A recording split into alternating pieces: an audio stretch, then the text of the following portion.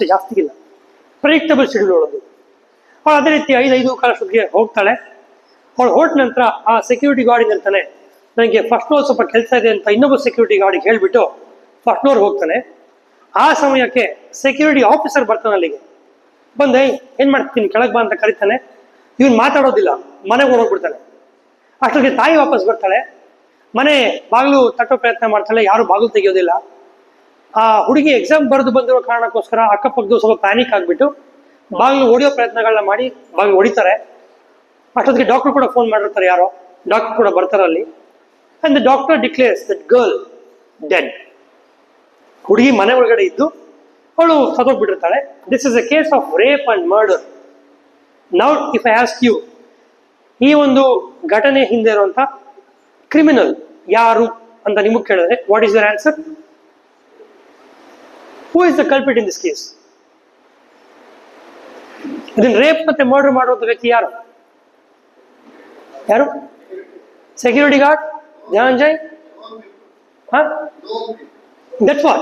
Who is the known person in the whole story? The Supreme Court. Okay, this is a case of death penalty conviction.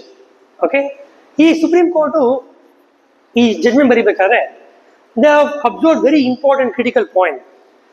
Because it's a case of rape and murder, there was a report of a forensic examiner, assistant chemical examiner of the state of West Bengal. ಅಂದ್ರೆ ಅವರು toxicology ಅಥವಾ ನಮ್ಮ DNA experts ಇರ್ತಾರಲ್ಲ ಆ ಕ್ಯಾಟಗರಿಗೆ ಬರ್ತಾರೆ.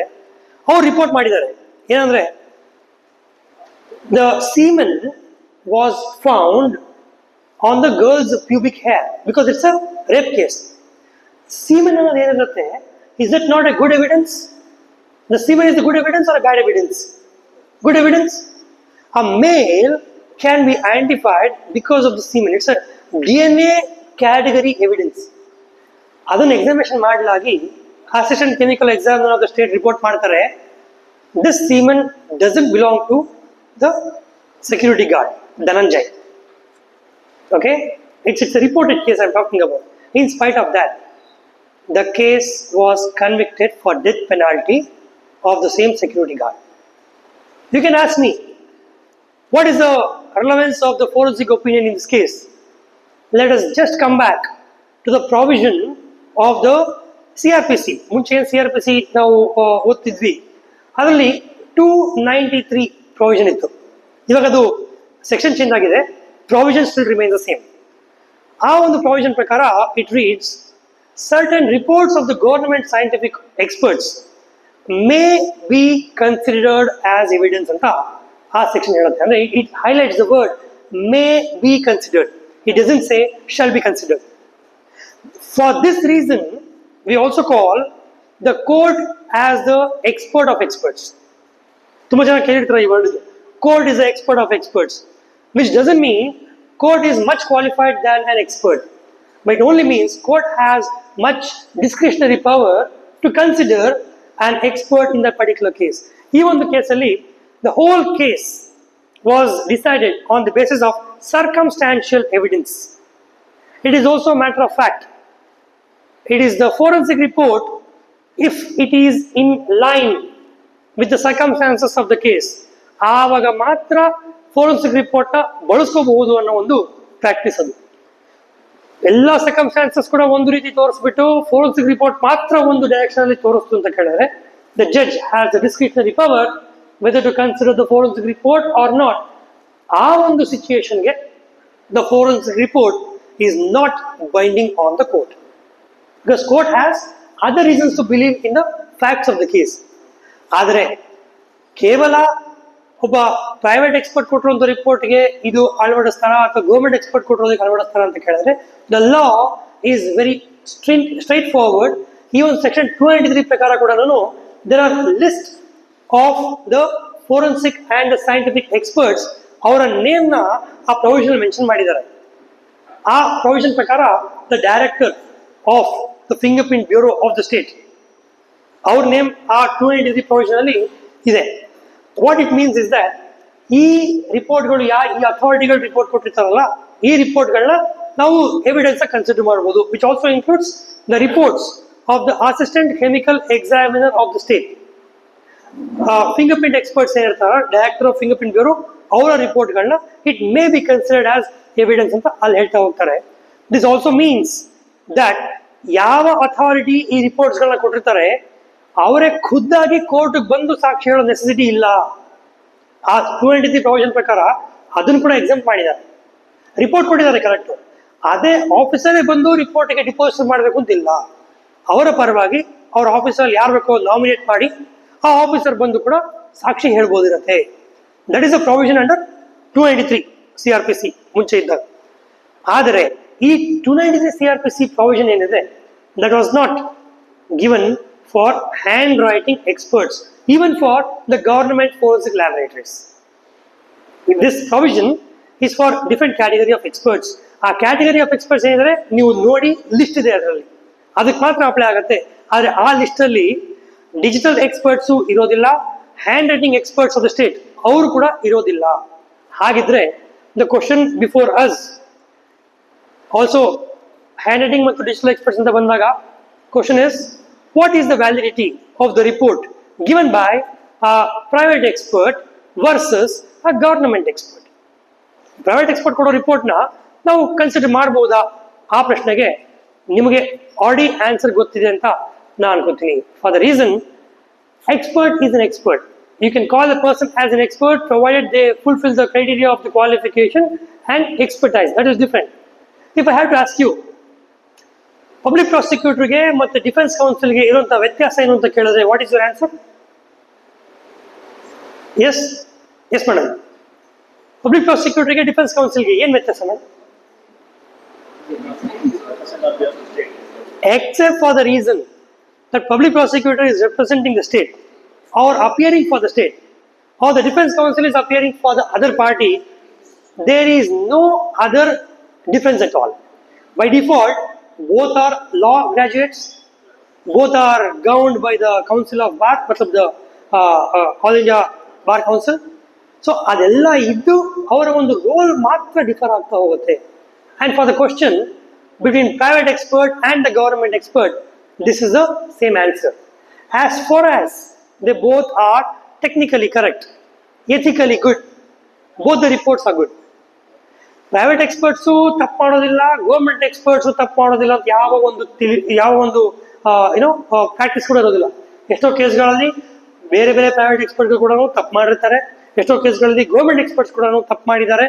ಆ ಒಂದು ಕಾರಣಕ್ಕೆ there is no significant difference between a private and a government expert, provided both are technically and ethically good. Covid time ಎಲ್ಲರೂ ನೋಡಿದ್ವಿ ನಾವು. ಕೋವಿಡ್ ಟೈಮ್ ಬಂದಾಗ ಚೆಕಪ್ಗೆ ಅಂತ ಹೋಗ್ಬೇಕಾದ್ರೆ ಎಷ್ಟು ಜನ ಗೌರ್ಮೆಂಟ್ ಹಾಸ್ಪಿಟಲ್ಗೆ ಹೋಗ್ಬೇಕು ಅಂತ ವೇಟ್ ಮಾಡ್ತಾ ಕೂತಿದ್ರಿ? All you wanted is a doctor, right? You are not waiting for a government doctor, but government doctor may be required in certain exclusive situations ಅಷ್ಟೇ ಹೊರತು otherwise the validity of the report given by a qualified private expert versus a qualified government expert, both are same. Both are subjected to the cross examination, both are having the same duty towards the client or towards the court. And the only difference between the forensic expert and a advocate is only one thing. Advocate has a duty to represent and favor their party, which a forensic expert will not have. ಎಷ್ಟೋ ಕೇಸ್ಗಳಲ್ಲಿ ನಾವು ಕೊಡುವಂಥ report ನಮಗೆ engage ಮಾಡಿದಂಥ ಕೌನ್ಸಿಲ್ಗೆ ವಿರುದ್ಧವಾಗಿದೆ. Okay, so ಹಾಗಾಗಿ the only understanding is that there is no obligation for a private or government forensic expert that the report must favour the party who is engaging them. ಆ ಒಂದು defence ಅಲ್ಲಿ ಮಾತ್ರ ಒಬ್ಬ forensic expert ಮತ್ತು advocate differ ಆಗ್ತೀವಿ. Otherwise every other duty of the advocate and the forensic expert remains the same because we both are a part of the justice system. Now, coming on the screen,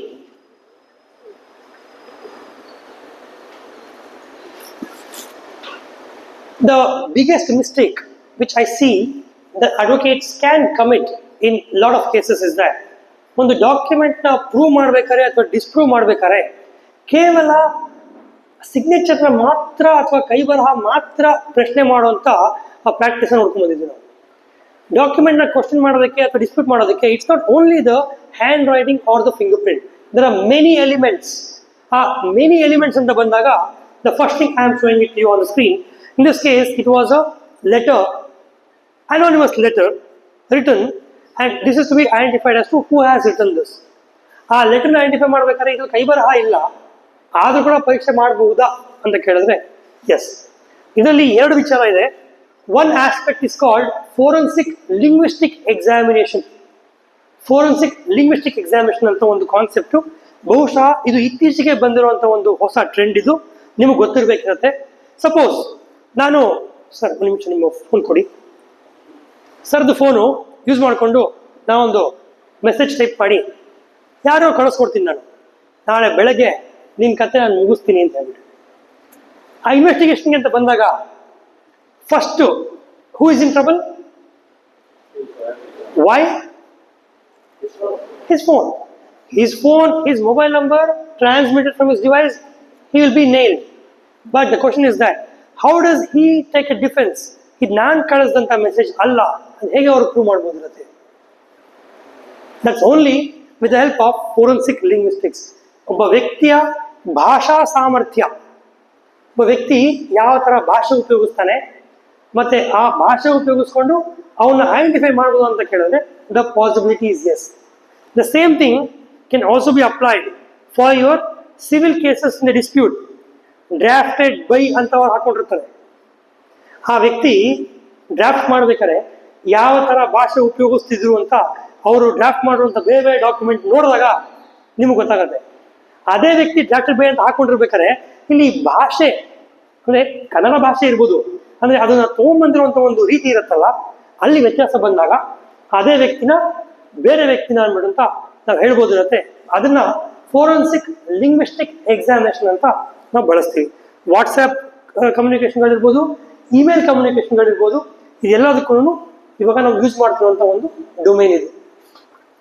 however in this particular case anonymous ಕಮ್ಯುನಿಕೇಶನ್ನು ಒಂದ್ಸಲಿ ಅಲ್ಲ ಹಲವಾರು ಬಾರಿ ಬರ್ತಾ ಇತ್ತು ಈ ಕಂಪನಿಗೆ. ಆ ಒಂದು ಕಾರಣಕ್ಕೆ ನೆಕ್ಸ್ಟ್ ಟೈಮ್ ಬರುವಂಥ ಲೆಟರ್ನ ನೀವು ಓಪನ್ ಮಾಡಬೇಡಿ, ಹಾಗೆ ನಮಗೆ ಕೊಡಿ ಅಂತ ಕೇಳಿದ್ವಿ ನಾವು. ಅವ್ರು ಹಾಗೆ ನಮಗೆ ಕೊಟ್ಟಾಗ ಈ ವ್ಯಕ್ತಿ ಯಾರು ಪ್ರಿಂಟ್ ತಗೋತಾರೆ ಪೇಪರ್ನ, ಅದನ್ನ ಮಡಿಸ್ಬೇಕಿರುತ್ತಲ್ಲ ಪೇಪರ್ನ, ಆ ಮಡಿಸೋ ಸಂದರ್ಭದಲ್ಲಿ ಇರುವಂಥ ಫಿಂಗರ್ ಪ್ರಿಂಟ್ಗಳನ್ನ ಡೆವಲಪ್ ಮಾಡಿದಾಗ ಬಂದಿರುವಂಥ ಫಿಂಗರ್ ಪ್ರಿಂಟ್. ಒಂದು ಪೇಪರ್ನ ನಾವು ಜಸ್ಟ್ ಮುಟ್ಟಿದಾಗ ನಮ್ಮ ಫಿಂಗರ್ ಪ್ರಿಂಟು ಪೇಪರ್ ಮೇಲೆ ಬಂದ್ಬಿಟ್ಟಿರುತ್ತೆ. Because we have the sweat in our hand. ಚರ್ಮದ ಮೇಲೆ ಆ ಸ್ಕಿನ್ ಇರೋ ಕಾರಣಕ್ಕೋಸ್ಕರ ಸ್ವೆಟ್ ಬಂದ್ಬಿಡುತ್ತೆ ಅಲ್ಲಿ. ನಮ್ಮ ಫಿಂಗರ್ ಪ್ರಿಂಟ್ಸ್ ಕೂಡ ಬಿಕಾಸ್ ಆಫ್ ದ ಸ್ವೆಟ್, ಇಲ್ಲಿ ಯಾವಾಗಲೂ ಸ್ವೆಟ್ ಇದ್ದೇ ಇರುತ್ತೆ.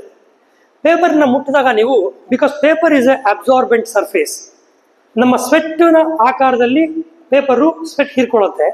ಆ ಒಂದು ಕಾರಣಕ್ಕೆ ಆ ಪೇಪರ್ ಮೇಲೆ ಫಿಂಗರ್ ಪ್ರಿಂಟ್ನ ನಾವು ಡೆವಲಪ್ ಮಾಡಬಹುದು. ಅದೇ ರೀತಿ ಮಾಡಿದಾಗ this is the finger print which we obtain for further identification of the suspect. Next, in this case, the question which was asked to us, check ಅಲ್ಲಿ 90,000 ಇತ್ತು. ಆ 90,000 ಅನ್ನೋ ಜಾಗದಲ್ಲಿ ಏನಾದರೂ ಮಾಡಿಫಿಕೇಶನ್ ಆಗಿದೆಯಾ, ಮೆಟೀರಿಯಲ್ ಆಲ್ಟ್ರೇಷನ್ ಮಾಡಿದಾರಾ ಅಂತ ಪ್ರಶ್ನೆ ಇತ್ತು. ಅದೇ ರೀತಿ ಇದನ್ನ ಇಲ್ಲೇನಾದರೂ 90 ಅನ್ನೋ ಪದದಲ್ಲಿ ಏನಾದರೂ ಮೆಟೀರಿಯಲ್ ಆಲ್ಟ್ರೇಷನ್ ಮಾಡಲಾಗಿದೆಯಾ ಅಂತ ಪ್ರಶ್ನೆ ಇತ್ತು. If you observe very closely, there is a reason to believe that 90 NET ಇರೋ ಜಾಗದಲ್ಲಿ ಇಫ್ ಯು ಅಬ್ಸರ್ವ್ ಒಂದು ಬಿಳಿ ಬಣ್ಣದ ಒಂದು ಆಕಾರ ಇದೆ ಅಲ್ಲಿ.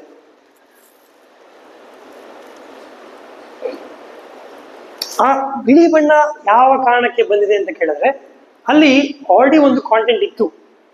ಈ ಚೆಕ್ನ 10,000 ರೂಪಾಯಿ ಕೊಟ್ಟಿರ್ತಾರೆ ಅವರು.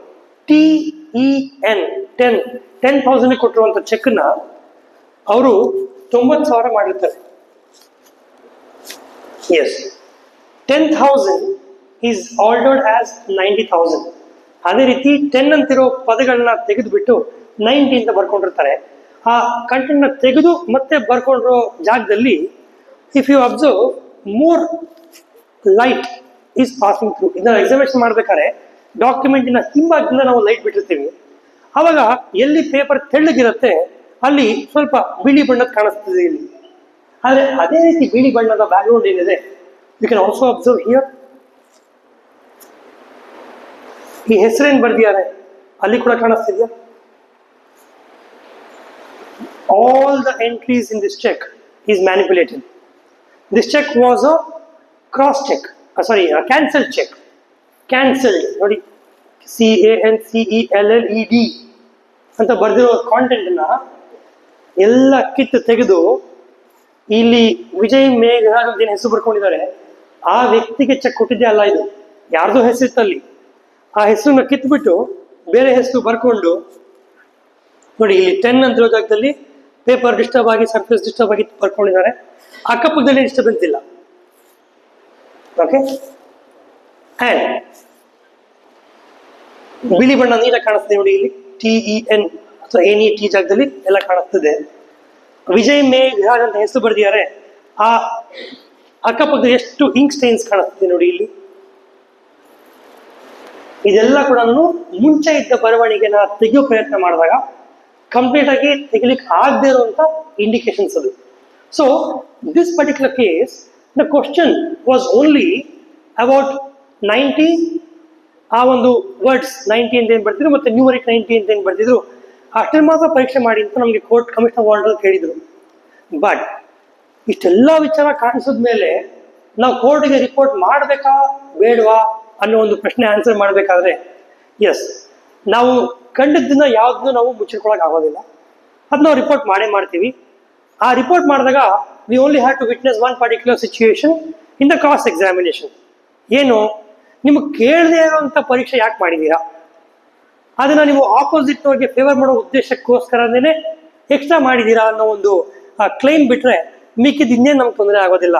ಅದನ್ನ ಅವಾಯ್ಡ್ ಮಾಡೋದಕ್ಕೆ my sincere request to all the advocate friends here, memo of instructions ನೀವು ಫೈಲ್ ಮಾಡಬೇಕಾದ್ರೆ, memo of instructions when you appoint a commissioner you file a memo of instructions. ಆ ಮೆಮೋ ಆಫ್ ಇನ್ಸ್ಟ್ರಕ್ಷನ್ಸ್ ಫೈಲ್ ಮಾಡ್ಬೇಕಾದ್ರೆ ನೀವು ಏನು ಬೇಕು ಎಲ್ಲ ಕೇಳಿ, ನೀವು ಈ ಸಿಗ್ನೇಚರ್ನ ಅಥವಾ ಫಿಂಗರ್ ಪ್ರಿಂಟ್ನ ಕಂಪೇರ್ ಮಾಡಬೇಕು ಅದೆಲ್ಲ ಎಲ್ಲ ಕೇಳಿರ್ತೀರ ನೀವು. ಲಾಸ್ಟ್ ಒಂದು ಪಾಯಿಂಟ್ ಆ್ಯಡ್ ಮಾಡಿ, the examiner must also report any significant outcome during the forensic examination in claim of you are trying to prove the document or you are trying to disprove the document. ಆ ವಿಚಾರಕ್ಕೆ ಸಂಬಂಧಪಟ್ಟಂತೆ ನೀವು ಏನೇ ಗಮನಿಸಿದ್ರು ಕೂಡ ನಾನು report ಮಾಡಿ ಅನ್ನೋ ವಿಚಾರ ನೀವು ಇನ್ಕ್ಲೂಡ್ ಮಾಡಿಬಿಟ್ರೆ that will be very helpful. ಇಲ್ಲ ಅಂತ ಕೇಳಿದ್ರೆ ನೀವು ಏನು ಕೇಳಿರ್ತೀರಾ ಅಷ್ಟು ಮಾತ್ರ ನಾವು ಮಾಡಿರ್ತೀವಿ. The question is only lies with you.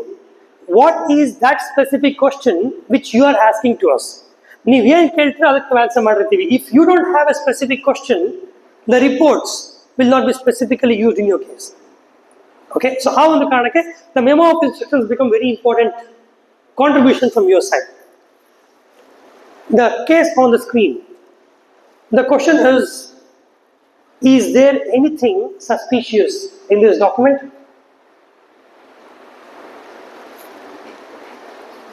ನೋಡ್ಲಿಕ್ಕೆ ಡಾಕ್ಯುಮೆಂಟು ನೀಟಾಗಿದೆ, ಎಲ್ಲ ನೀಟಾಗಿ ಏನೇನು ಎಕ್ಸಿಕ್ಯೂಷನ್ ಆಗಬೇಕಿದೆ ಎಲ್ಲ ಮಾಡಿದ್ದಾರೆ.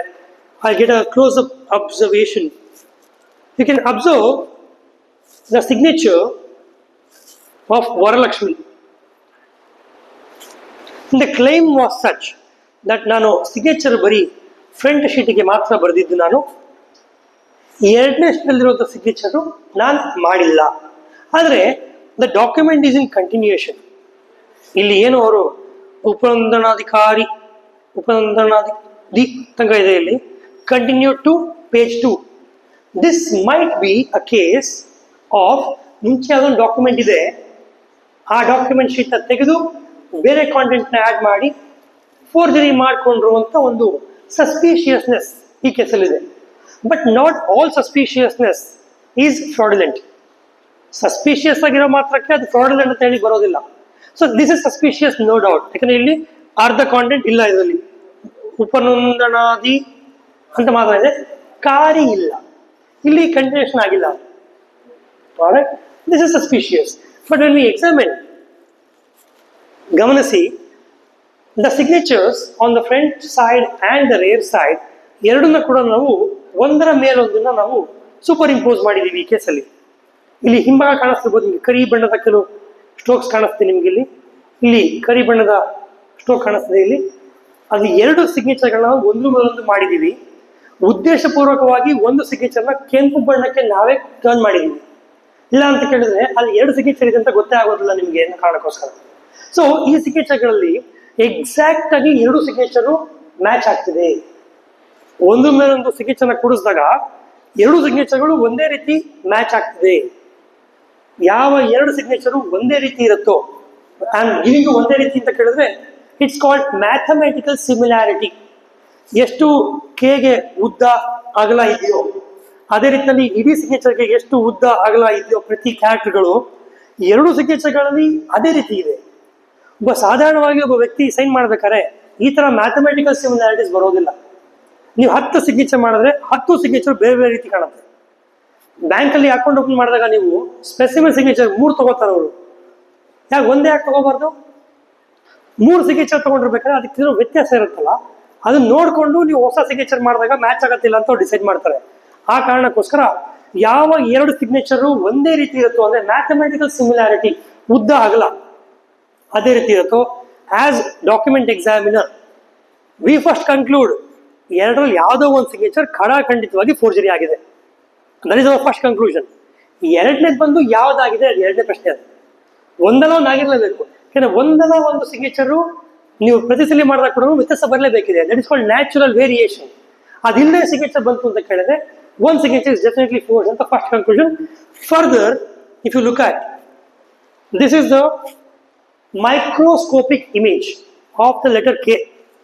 ಏನು ಕೆ ಅಂತ ನೋಡ್ತಿದ್ದೀರಾ ನೀವು ಇಲ್ಲಿ, ಈ ಭಾಗದ ಮೈಕ್ರೋಸ್ಕೋಪಿಕ್ ಎಕ್ಸಾಮಿನೇಷನ್ ಮಾಡಿದಾಗ ನೋಡಿ, ಕೆಮಿಕಲ್ ಇಂಕ್ ನಾವು ಪೆನ್ ಯೂಸ್ ಮಾಡಿ ಬರೆದಾಗ ಇದು ಕೆ ಬರ್ದಿರೋದು, ಆದ್ರೆ ಅದೇ ಪಾರ್ಟ್ ಇಲ್ಲಿ ಎಕ್ಸಾಮಿನೇಷನ್ ಮಾಡಿದಾಗ this is a colour photocopy. Signature ಇರೋ ಡಾಕ್ಯುಮೆಂಟ್ ನ ಸ್ಕ್ಯಾನ್ ಮಾಡಿದ್ದಾರೆ, ಸ್ಕ್ಯಾನ್ ಮಾಡಿದ ನಂತರ ಸಿಗ್ನೇಚರ್ನ ಮಾತ್ರ ಕಟ್ ಮಾಡಿ ತಗೊಂಡಿದ್ದಾರೆ. ಅದನ್ನ ಹೊಸ ಡಾಕ್ಯುಮೆಂಟ್ಗೆ ಆಡ್ ಮಾಡಿ ಕಂಟೆಂಟ್ ನ ಫಿಲಪ್ ಮಾಡಿ ಒಂದು ಪ್ರಿಂಟ್ ತಗೊಂಡಿದ್ದಾರೆ. Signature looks of the same person but it is not a chemically executed signature. ಇಲ್ಲಿ ನೀವು ಪ್ರಶ್ನೆ ಕೇಳಬೇಕಾದ್ರೆ ಈ ಸಿಗ್ನೇಚರ್ ಅವ್ರದ್ದೇನಾ ಅಂತ ಕೇಳಿದ್ರೆ ಉತ್ತರ ಏನ್ ಬರುತ್ತೆ ನಿಮ್ಗೆ? ಅವ್ರದ್ದೇ ಅಂತಾನೆ ಬರೋದು. ಈ signature in the memo of instruction, if you ask if the signature of Varalakshmi in the front page and the rear page is signed by the same person anta kelidre, belongs to the same person anta kelidre, yes, it belongs to the same person. But did the person sign in both front page and back page anta prashne kelidre matra you get a specific clarity. ನೀವು ಕೇಳೋ ಪ್ರಶ್ನೆ ತುಂಬಾ specific ಆಗಿ ಸೂಕ್ಷ್ಮದಿಂದ ನೋಡ್ಕೋಬೇಕಿರುತ್ತೆ. ಆ signature ಅವ್ರದ್ದೇನ ಅಂತ ಕೇಳಿದ್ರೆ ಅವ್ರದ್ದೇ signature, but ಅವರೇ ಮಾಡಿದ್ದ ಅಂತ ಕೇಳಿದ್ರೆ ಅವ್ರು ಮಾಡಿಲ್ಲ ಅಂತ ಆನ್ಸರ್ ಬರುತ್ತೆ ನಿಮಗೆ. ಸೊ ಆ ಒಂದು ಕಾರಣಕ್ಕೆ the questions becomes the answer for the investigation purpose. ನೋಡಿ on the screen this document is called LOC. Banking terms ಅಲ್ಲಿ ಇದನ್ನ ಲೆಟರ್ ಆಫ್ ಕ್ರೆಡಿಟ್ ಅಂತ ಕರೀತಾರೆ. ಈ ಡಾಕ್ಯುಮೆಂಟು ಒಂದು ಡಾಕ್ಯುಮೆಂಟು 9,62,07,15,00,000 ಎರಡನೇ ಡಾಕ್ಯುಮೆಂಟ್. ಈ ಡಾಕ್ಯುಮೆಂಟ್ ಪಾಸ್ ಮಾಡ್ಬೇಕಾದ್ರೆ 2 ಆಫೀಸರ್ಸ್ ಸೈನ್ ಮಾಡಿರ್ತಾರೆ. ಆದರೆ ಈ ಡಾಕ್ಯುಮೆಂಟ್ ನ ದುಡ್ಡು ಎನ್ಕ್ಯಾಶ್ ಮಾಡ್ಲಿಕ್ಕೆ ಸಬ್ಮಿಟ್ ಮಾಡಿದಾಗ the bank says one of the officers signature is forged. ಆ ಕಾರಣಕ್ಕೆ ಈ ಡಾಕ್ಯುಮೆಂಟ್ ನ ನಾವು ಫೆಸಿಲಿಟೇಟ್ ಮಾಡ್ಲಿಕ್ಕೆ ಬರೋದಿಲ್ಲ ಅಂತ ಹೇಳ್ತಾರೆ. 15 ಕೋಟಿ ಹೆಚ್ಚು ಕಡಿಮೆ is a stake. And the banker says we cannot proceed because the document is forged. Signature of the officer is forged. ನೋಡಿ, ಇದು ಫೋರ್ಜರಿ ಆಗಿರೋ ಸಿಗ್ನೇಚರ್. ಇದು ಅದೇ ಆಫೀಸರಿನ ಬೇರೆ ಬೇರೆ ಡಾಕ್ಯುಮೆಂಟ್ ನ ಎಕ್ಸಾಮಿನೇಷನ್ಗೆ ತಗೊಂಡಾಗ ನಾವು ಇದು ಮಾಡಲ್ ಸಿಗ್ನೇಚರ್ ಫಾರ್ ಎಕ್ಸಾಮಿನೇಷನ್ ಇದಕ್ಕೆ ಕಂಪೇರ್ ಮಾಡಿದಾಗ ಈ ಸಿಗ್ನೇಚರು ಫೋರ್ಜರಿ ಆಗಿದೆ ಅಂತ ರಿಪೋರ್ಟ್ ಮಾಡಿದ್ವಿ.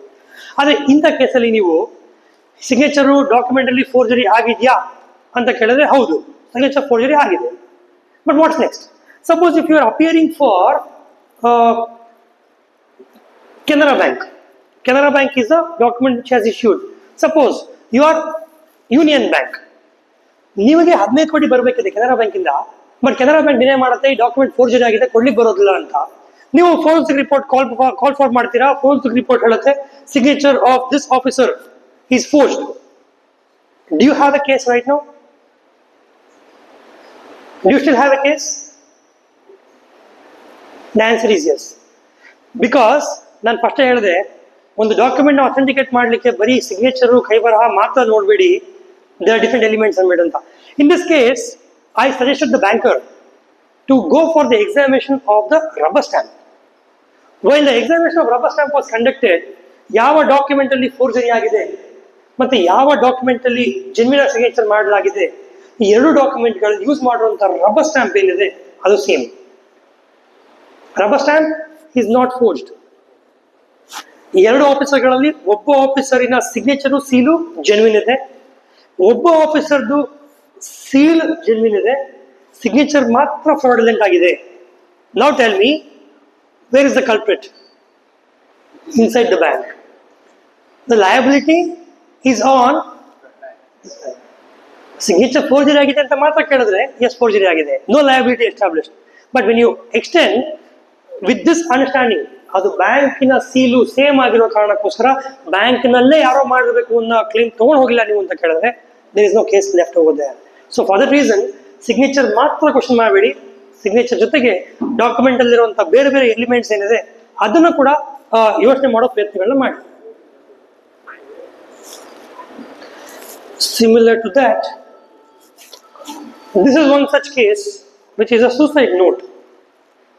This is a suicide note. ಈ ಡಾಕ್ಯುಮೆಂಟ್ ನೀವು ಕಂಟೆಂಟ್ ಓದಿದಾಗ ಅತ್ತೆ, ಮಾವ, ಮೈದುನ, ಅಜ್ಜಿ, ನಾದಿನಿ ಎಲ್ಲರೂ ಗಂಡನ್ ಫ್ಯಾಮಿಲಿನಲ್ಲಿರುವಂಥ ಎಲ್ಲರ ಹೆಸರು ಕೂಡ ಆ ಲಿಸ್ಟಲ್ಲಿದೆ. ಎಲ್ಲರೂ ವಿರುದ್ಧವಾಗಿ ಡೊಮೆಸ್ಟಿಕ್ ವೈಲೆನ್ಸ್ ಮತ್ತು ಡೌರಿ ಹರಾಸ್ಮೆಂಟ್ ಕೇಸಲ್ಲಿ they were arrested. The question to you is that what do you find? Did you find anything suspicious about this content? Sir? Huh?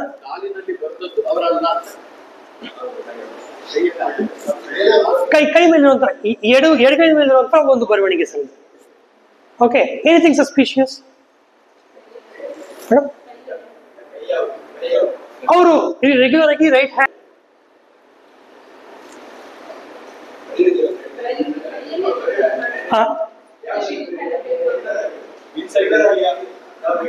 right hand.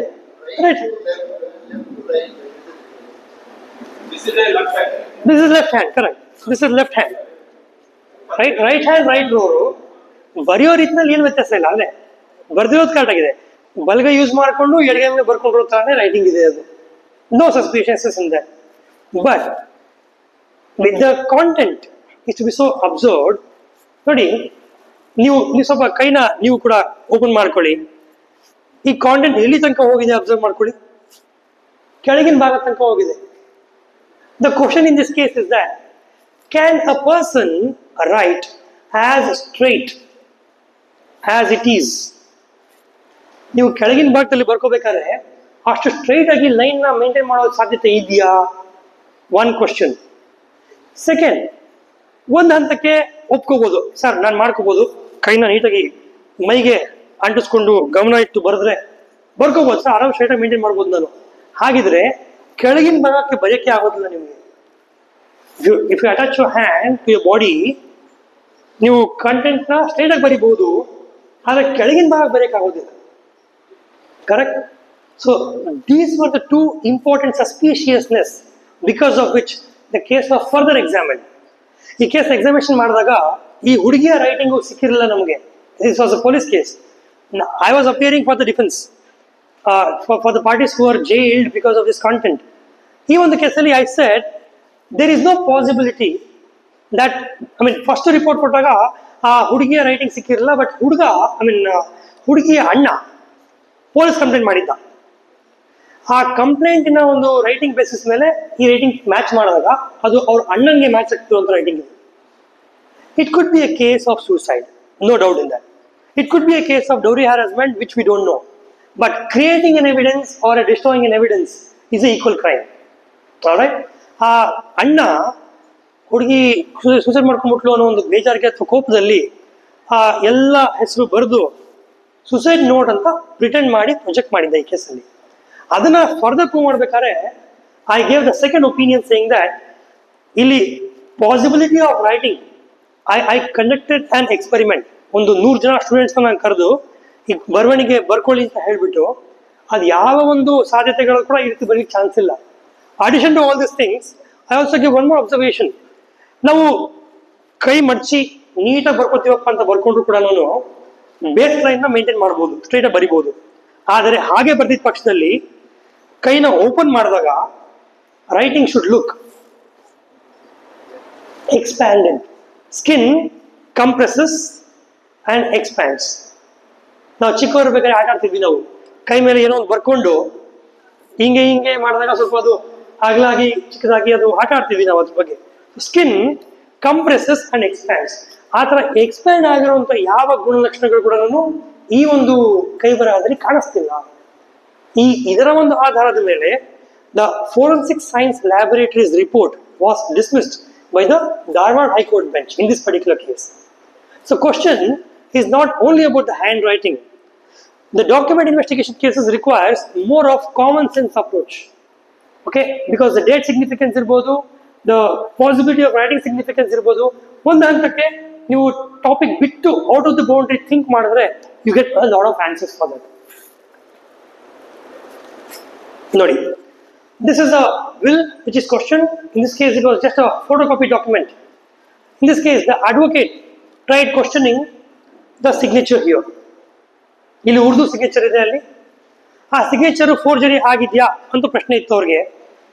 But the advocate only had a photocopy with him. ಇನ್ನು case file ಮಾಡಿಲ್ಲ, case trial ನಡೀತಿದೆ. Okay, but ಅವರು commission appoint ಮಾಡೋ stage ಇಂದ case ಹೋಗಿರಲಿಲ್ಲ. In that time, the advocate happened to check with me if the signature in the Urdu is forged or not.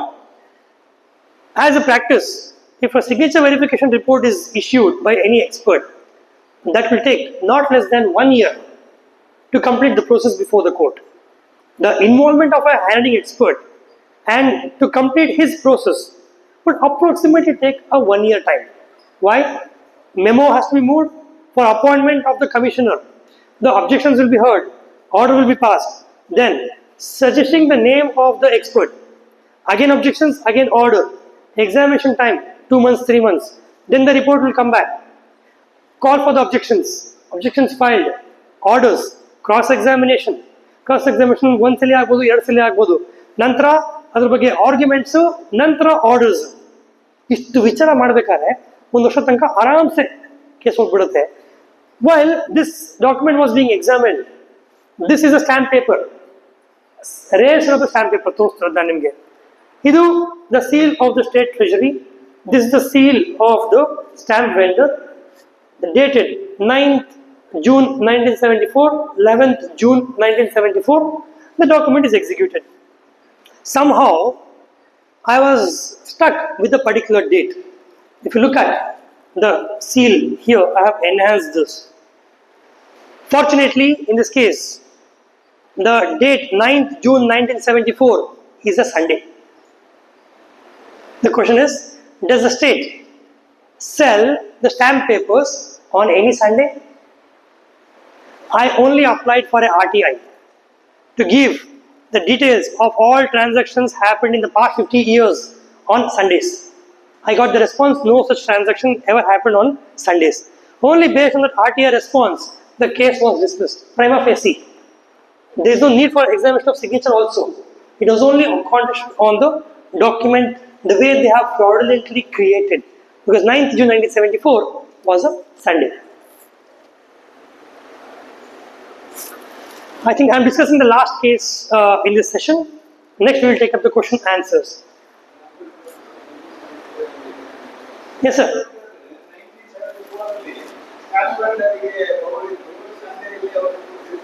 Sir, the date of the stamp vendor can be Sunday. Correct.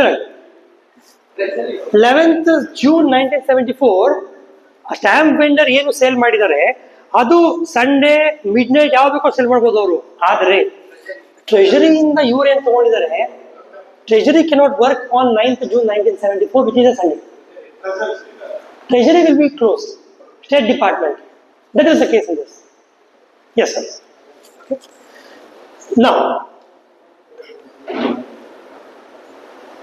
yes. On the screen, you have a check.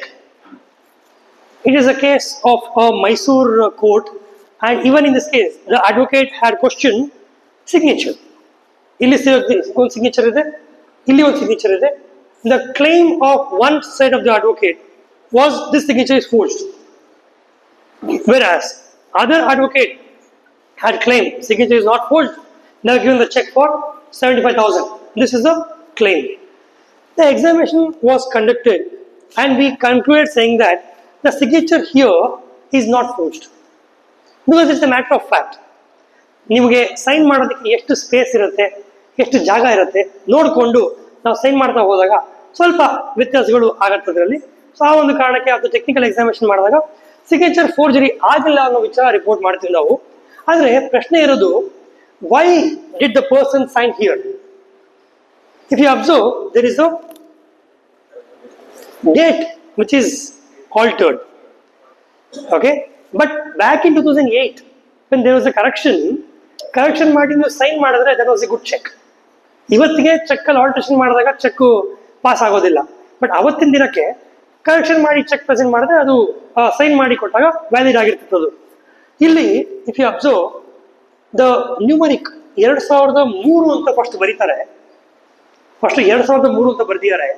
ನಂತರ ಅದನ್ನ 2004 ಅಂತ ಮಾಡಿದ್ದಾರೆ. I am talking about only one character.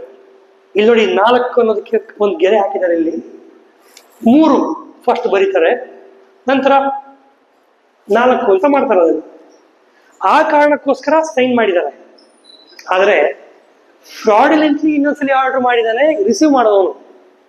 ಈ 3ನ ಭಾಗಕ್ಕೆ ಎಡಭಾಗದಲ್ಲಿ ಬೇರೆ pen use ಮಾಡಿ, you can observe the ink difference. That is a fraudulent alteration. If you are advocate, if you are only asked ಆ ಡೇಟ್ ಎಂಟ್ರಿ ನಲ್ಲಿ ಏನಾದರೂ alterations ಆಗಿದೆಯಾ ಅಂತ ಪ್ರಶ್ನೆ ಕೇಳಿದ್ರೆ ರಿಪೋರ್ಟ್ ಏನ್ ಬರುತ್ತೆ, ಆಲ್ಟ್ರೇಷನ್ ಆಗಿದೆ. But if there is any fraudulent alteration ಅಂತ ಕೇಳಿದಾಗ ಮಾತ್ರ ಜೆನ್ವಿನ್ ಆಲ್ಟ್ರೇಷನ್ ಇದೆ ಇದರಲ್ಲಿ, ಫ್ರಾಡುಲೆಂಟ್ ಆಲ್ಟ್ರೇಷನ್ ಇದೆ ಅಂತ ನಾವು ರಿಪೋರ್ಟ್ ಮಾಡಬಹುದಿರುತ್ತೆ. You only ask alteration, answer is Yes.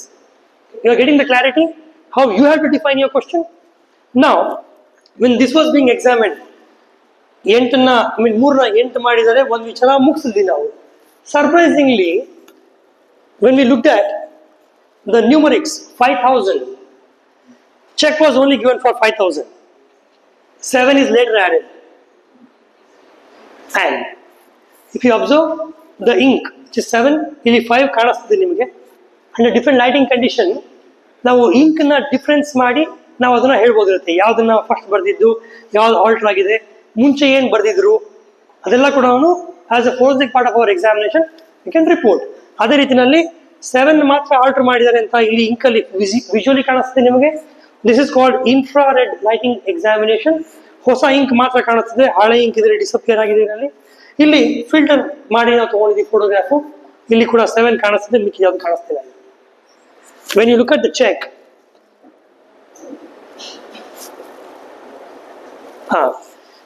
ಯಾವ ಇಂಕ್ಗೆ ಗ್ರೀನ್ ಅಂಡರ್ಲೈನ್ ಮಾಡಿದೀವೋ ಅದೆಲ್ಲ ಒಂದು ಇಂಕ್, ಯಾವ ಇಂಕ್ಗೆ ರೆಡ್ ಅಂಡರ್ಲೈನ್ ಮಾಡಿದೀವೋ ಅದೆಲ್ಲ ಇನ್ನೊಂದು ಇಂಕ್. ಅಂದ್ರೆ ಇಲ್ಲಿ ಚೆಕ್ ಕೊಡ್ಬೇಕಾದ್ರೆ ಭಾಗ್ಯಮ್ಮ ಕೂಡ ಬರ್ದಿರಲಿಲ್ಲ, 75,000 ಕೂಡ ಬರ್ದಿರಲಿಲ್ಲ. 5,000 ರೂಪಾಯಿ ಬರೀತಾರೆ, ಸೈನ್ ಮಾಡ್ತಾರೆ, ಡೇಟ್ ಹಾಕ್ಬಿಟ್ಟು ಕೌಂಟರ್ ಸಿಗ್ನೇಚರ್ ಮಾಡಿ ಕೊಟ್ಬಿಡ್ತಾರೆ ಅಷ್ಟೇ. ರಿಸೀವ್ ಮಾಡಿದವರು ಅದನ್ನ 8 ಮಾಡಿಕೊಂಡು ಇಲ್ಲಿ 7 ಆಡ್ ಮಾಡಿಕೊಂಡು ಮಿಕ್ಕಿದೆಲ್ಲ ಬರ್ಕೊಂಡು ಚೆಕ್ ಕೇಸ್ ನಡೆಸ್ತಾ ಇರ್ತಾರೆ. ಈ ಒಂದು ಕೇಸಲ್ಲಿ this matter was settle outside the court. Why? Because the forensic report did not favour either of the parties. Why? One party claim signature is forged. The answer is no, signature is genuine. Other party claim cheque was given for 75,000. Cheque was only given for 5,000. So for this reason both the parties happen to settle the matter outside the court in this specific case. Yes, sir. So far what we discussed was specific about the documents and handwriting as an evidence. How do we approach this? In the next 15 minutes we will discuss only about the digital category of the evidences. How and what can be produced as our evidence. So this